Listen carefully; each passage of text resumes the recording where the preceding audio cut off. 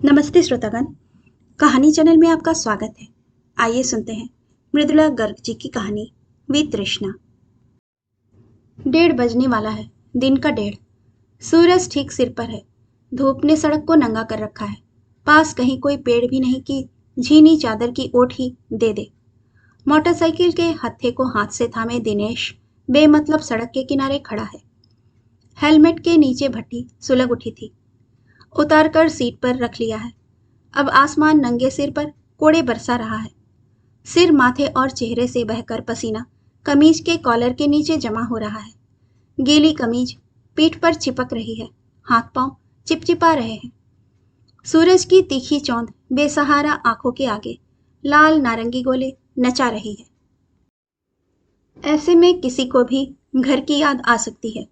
धूप और बारिश से बचने के लिए ही तो आदमी घर बनाता है। 4 दीवारें और एक छत।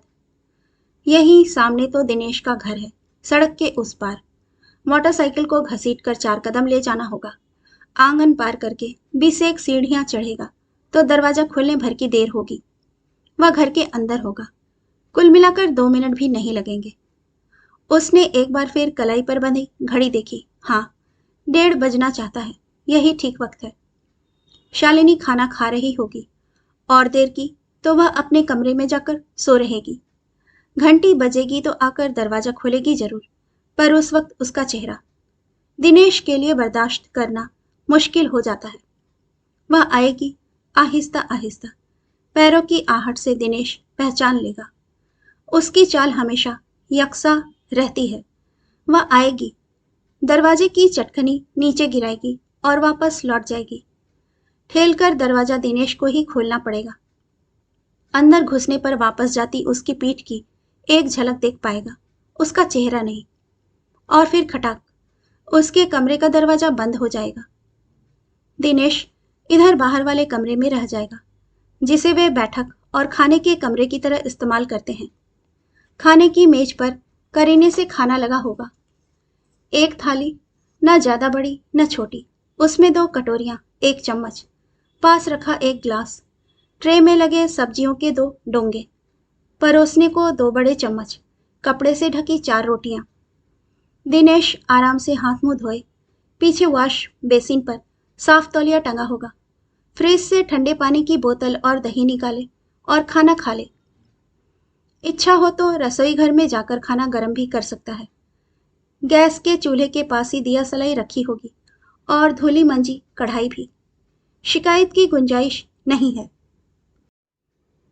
खाना खाकर वह अपने कमरे में आराम कर सकता है। बिस्तर के पास मेज पर छोटी सी डिबिया में सौंफ इलायची रखी रहती है। खा ले और सो जाए, ना चाहे तो ना सोए। उस पर किसी किस्म का दबाव नहीं है। 5 बजे शालिनी उठती है तो चाय बनाकर रख देती है। अपना प्याला लेकर वह अक्सर खिड़की पर चली जाती है और बाहर देखती रहती है। दिनेश जानता है, अगर वह भी अपना प्याला लेकर खिड़की पर गया तो शालिनी बैठक में लौट आएगी और कोई पत्रिका खोलकर बैठ जाएगी। अपने ही घर में समय काटना कितना मुश्किल होता है। 4 बजे से दिनेश बाहर निकलने की योजना बनाने लगता है, पर 5 बजे से पहले निकलने पर दरवाजा बंद कर लेने के लिए शालिनी को पुकारना होगा। फिर वह कितनी भी देर इंतजार क्यों ना करे, दरवाजे में चटखनी लगाने वह तभी आएगी जब वह घर से निकल चुका होगा, पहले नहीं। इससे तो करवट बदलते बदलते 5 ही बज जाए तो। 1:30 बज गया। अब घर पहुंच जाना चाहिए। वह जानता है, शालिनी को दोपहर में खाना खाकर सोने की आदत है।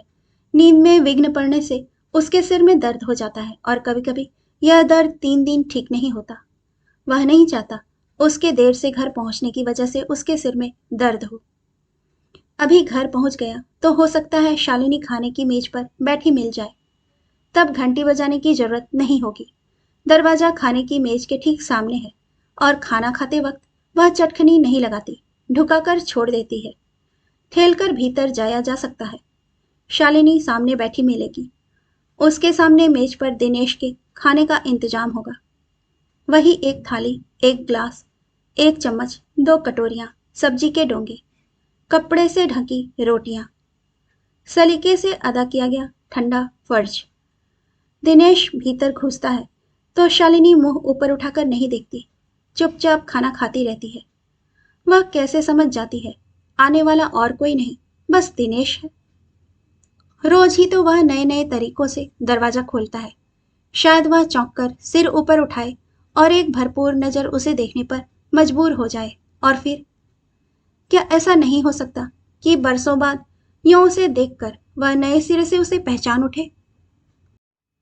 शालिनी, वह कहना चाहता है, शालिनी, मैं रिटायर हो चुका, अब मेरे पास कोई काम नहीं है। तुम्हें याद है, तुम कहती थी मेरे पास कुछ कहने सुनने को वक्त नहीं है। दफ्तर से घर लौटता हूँ तो फाइलें साथ लेकर हर वक्त काम में डूबा रहता हूँ। अब मेरे पास फुर्सत ही फुर्सत है। हम घंटों बैठकर बातें कर सकते हैं। या तो मैं यूं ही आदत से लाचार सुबह घर से बाहर निकल जाता हूँ, तुम कहो तो बिल्कुल ना जाऊं। और बहुत कुछ वह कहना चाहता है और उसके लिए सही वक्त की तलाश करता रहता है। हाथ मुंह धोकर वह शालिनी के सामने कुर्सी पर बैठ जाता है। खाना परोसता है तो उसकी तरफ देखता रहता है। वह मुंह ऊपर उठाए तो अपनी बात कह डाले, पर उसकी नजरें थाली पर गड़ी रहती हैं और खाना खत्म करते ही वह चुपचाप अपने बर्तन समेट कर उठ जाती है।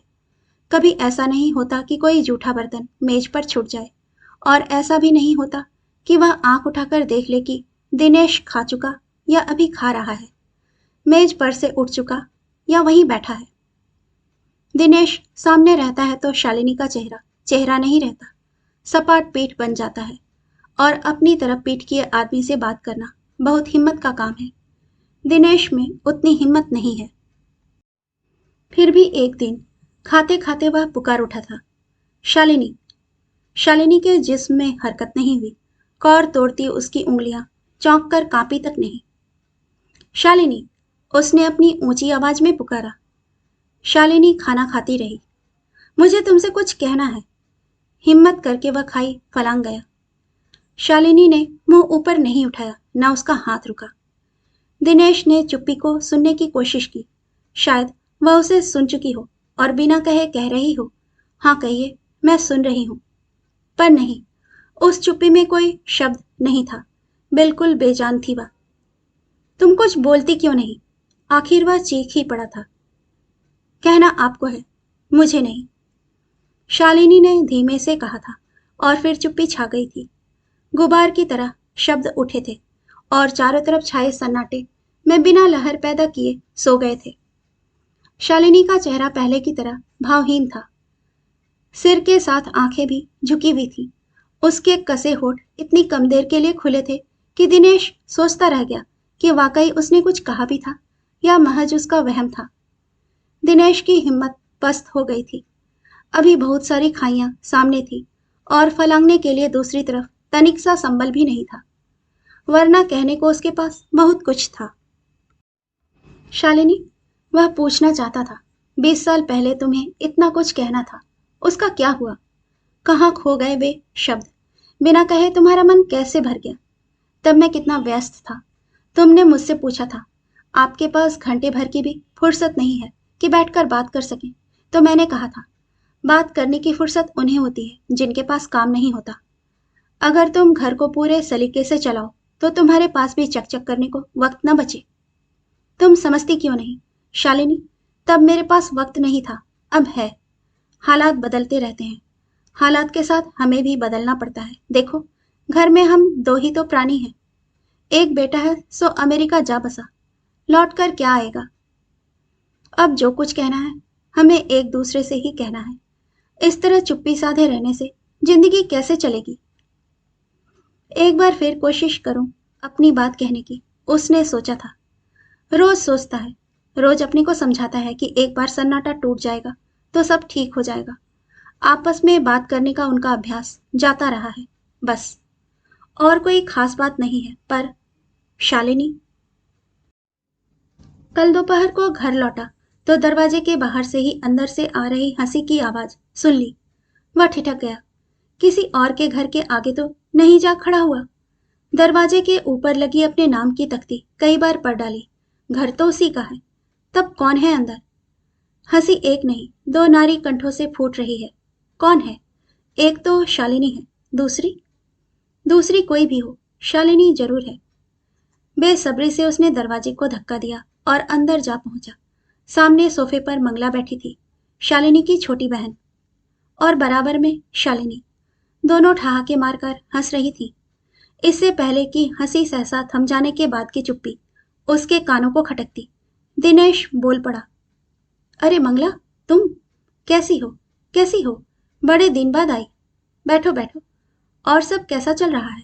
सुरेश कैसे हैं? और बच्चे? माधव के डॉक्टर बनने में कितने साल बाकी हैं? हाँ, और कोई नई फिल्म देखी? वह एक के बाद एक सवाल पूछता चला गया। मंगला बीच बीच में जवाब देती रही। शालिनी चुपचाप पास बैठी रही, फिर उठकर खड़ी हो गई। मंगला ने उसे देखा, क्षण भर को झिझकी, फिर वह भी खड़ी हो गई। अरे, कहाँ चल दी? दिनेश ने कहा। बैठो बैठो, खाना खाकर जाना, एकदम तैयार है। हमने तो जीजाजी खाना खा लिया, मंगला ने सकुचाकर कहा। खा भी लिया? ओह, अच्छा किया, अच्छा किया, उसने कहा। मुझे देर भी तो कितनी हो गई, पर आओ, मेज पर तो बैठो मेरे साथ। चाय कॉफी ले लूं? क्या लोगी? नहीं, कॉफी भी हम लोग। चलो मंगला, हम उस कमरे में चलें, शालिनी ने कहा और अपने सोने के कमरे की तरफ बढ़ गई। पीछे पीछे मंगला भी। दिनेश वहीं छूट गया, आरामदेह सुसज्जित बैठक में, जहां मेज पर करीने से उसका खाना लगा था, संतुलित, पौष्टिक और स्वादिष्ट। उसका मन हुआ सब्जी के डोंगे उठाकर दीवार पर दे मारे, दाल कालीन पर बिखेर दे और चिल्लाकर कहे, सब्जी में बाल है, दाल में कंकड़। शालिनी की इस सुचारू सुव्यवस्थित सपाट गृहस्थी का भ्रम टूटना ही चाहिए। शोर सुनकर वह अपने कमरे में से बाहर आएगी तो वह उछलकर उसके सामने आ खड़ा होगा और उसके कंधे दबोच लेगा, और तब तक उसके बदन को झटके देता रहेगा जब तक वह चीख न पड़े। बोलो, वह कहेगा, कुछ भी बोलो। चुप रहोगी तो मैं तुम्हें मार डालूंगा। तब जरूर बोलेगी वह। उसने हाथों में एक एक सब्जी का डोंगा उठा लिया और उन्हें वापस मेज पर पटक दिया। जिंदगी में कभी कोई वहशियाना हरकत की नहीं थी, अब भी ना कर सका। बस लगा लगाया खाना मेज पर सूखता छोड़कर घर से बाहर निकल गया। कमीज की बाह से बार बार माथे का पसीना पोंछते हुए वह सोच रहा था, अगर कल वह सचमुच कुछ कर गुजरता तो क्या होता? क्या शालिनी उसकी आंखों की वितृष्णा झेल पाता? बलगम की तरह उसके पूरे अस्तित्व पर लिसड़ जाती। एक दिन उसका ध्यान आकृष्ट करने के लिए खाते खाते वह कह उठा था, दाल में कंकड़ है। शालिनी चुपचाप उठी थी, दाल का डोंगा और थाली में परोसी दाल की कटोरी उठाकर कूड़ेदान में उलट आई थी। फेंक क्यों दी? खाई जाती, वह बरबस कह उठा था। शालिनी ने जवाब नहीं दिया था, पर उसके पूरे हाव भाव से जाहिर था कि दाल में कंकड़ होने का सवाल ही पैदा नहीं होता। कहा उसने कुछ नहीं था। एक बार उसकी तरफ देखा भर था, पर वह देखना ऐसा था कि आदमी सब कहना सुनना भूल जाए। कब तक इस चिलचिलाती धूप में खड़ा रहूं? उसने फिर कमीज की बाह से माथे का पसीना पोंछा और हसरत के साथ अपने घर की तरफ देखा। कल दोपहर बाद से घर नहीं लौटा, आधी रात क्लब में और आधी पार्क में बैठकर बिता दी। अब जाना ही चाहिए। इस बार देखा तो लगा उसके घर की खिड़की का पर्दा हिल रहा है, डोरी पर आधी दूर सरकाया गया है, फिर रोक दिया गया है। एक हाथ अब भी शायद वहां टिका हुआ है। शालिनी है पर्दे के पीछे, खिड़की से बाहर देख रही है। जरूर, अगर वह दबे पांव भीतर घुसे और पीछे से जाकर उसके कंधे दबोच ले, उसे जबरदस्ती अपने से सटा ले, आज उसकी पीठ से ही बात करे। हाँ, शायद यही गलती वह करता रहा है। उसकी आंखों में देखकर अपनी बात कहने की कोशिश की है, उनमें अपनापन ढूंढता रहा है, और उसकी जगह फैली हुई तृष्णा से चोट खाकर मूक रह गया है। आज पहले अपनी बात कहेगा, तब उसका चेहरा अपनी तरफ घुमाकर देखेगा। शायद उसकी बात सुन लेने पर शालिनी, उसका हृदय एक दबी उत्तेजना से धड़क उठा और वह मुस्तैदी से मोटरसाइकिल आगे घसीटने लगा। खाना खाकर शालिनी खिड़की पर आ गई। पर्दा एक खिसक खिसक गया है। उसे खींचकर पूरी खिड़की ढक दे तो दरवाजे में चटखनी लगाकर अपने कमरे में जाकर सो रहे। बाहर तो देखा नहीं जाता। उफ, कितने बरस हो गए वह धूप में बाहर नहीं निकली। जरूरत ही नहीं पड़ती। कोई उससे पूछे धूप का क्या मतलब होता है तो वह कहेगी सिर दर्द। पता नहीं लोग कैसे घूम लेते हैं धूप में बेमतलब। अब वहां उसके घर के ठीक सामने ही तपते सूरज के नीचे एक आदमी हाथ से मोटरसाइकिल थामे खड़ा है, निरुपाय सा। मोटरसाइकिल बिगड़ गई है शायद। बेचारा ज्यादा देर इसी तरह धूप में खड़ा रहा तो चक्कर खाकर गिर पड़ेगा। लगता है पसीना खूब आ रहा है। जेब से रुमाल निकालने का भी धैर्य नहीं है। बार बार कमीज की बाह से ही माथे का पसीना पोंछे जा रहा है। पर इस तरह यहां खड़े रहने से क्या होगा? मोटरसाइकिल घसीट कर ले तो जानी ही पड़ेगी। तब जाए, गैरेज बहुत पास नहीं तो खास दूर भी नहीं है। ऐसे धूप के नीचे खड़े रहने से तो लू लगने का पूरा अंदेशा रहता है। कॉलेज में पढ़ती थी तो देखा था एक मजदूर को सूरज के नीचे चक्कर खाकर गिरते हुए। जमीन पर कैसे छटपटाया था और 5 मिनट में खत्म हो गया था। बाद में लोगों ने कहा था समय पर पानी मिल जाता तो बच जाता। उस वक्त किसी की समझ में नहीं आया था कि हो क्या रहा है। यहां भी तो पास में कहीं पानी नहीं है।